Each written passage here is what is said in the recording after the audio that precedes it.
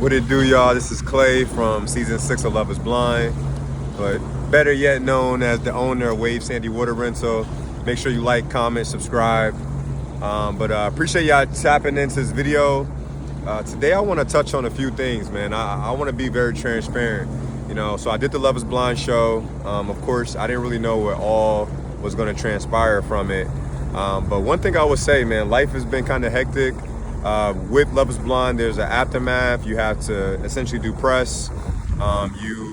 Brand deals come, and also I have a 9-to-5, and also I have my own business. So essentially, I have 3 different jobs, and I am very overwhelmed.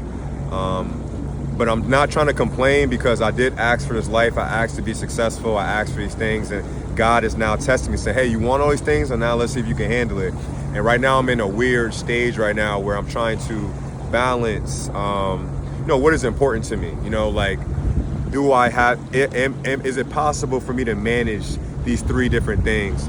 And with the Love is Blind thing, people coming on saying, "Oh, you're a clout chaser, you're a clout chaser." Listen, I didn't get married, so what am I supposed to do? Just sit in the dark and just wait for this show to end? No, there's people who want me to represent their brand. I'm gonna, do that.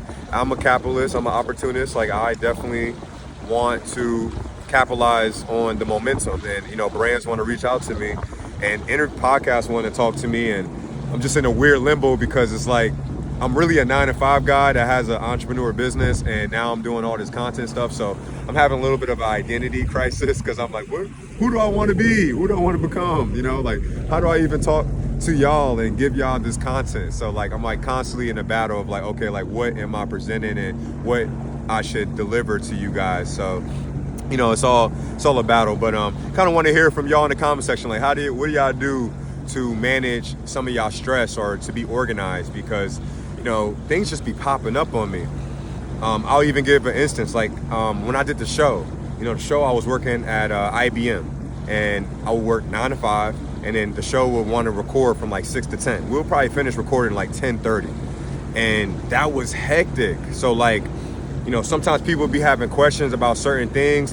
I'm telling you, Netflix has so much footage, and they could cut it up any way they want.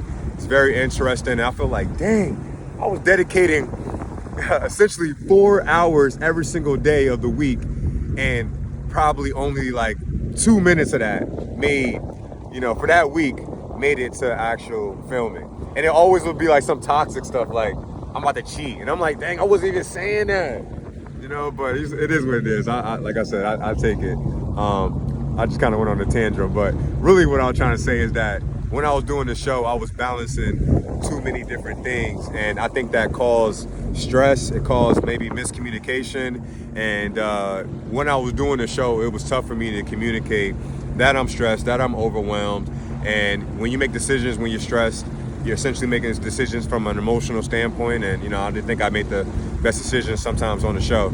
So now I'm kind of dealing with similar things, but I'm going to therapy.